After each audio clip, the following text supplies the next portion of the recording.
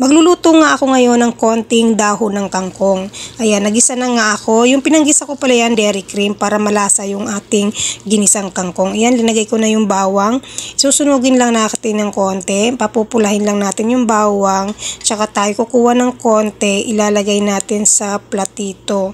Para mamaya, ilalagay natin pan-topping sa ginisang kangkong. Ayan, ilalagay ko na nga yung ang sibuyas. Ayan, ay mix lang natin ng konti at papulahin natin ng konti at kasama yung sibuyas. Tsaka natin ilagay yung kangkong, yung dahon ng kangkong. Ayan, linalagay ko na nga. Syempre, inugasan na natin yan. Inugasan ko na yan yung dahon ng kangkong. Ayan. O, diba? I-mix lang natin ng konti. Ayan, haluin lang natin ng konti.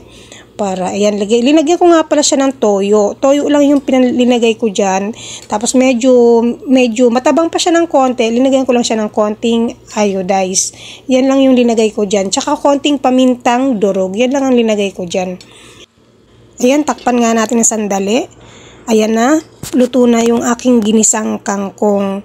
O, diba? Napakasarap ang aking ginisang kangkong. Ayan na, yummy! Tapos, tsaka natin ilalagay yung bawang na fried. Ayan na yung bawang na fried. Ilagay natin sa ibabaw. Masarap niyan guys. I-try nyo. I-try nyo. Simpleng ulam lang yan, pero masarap.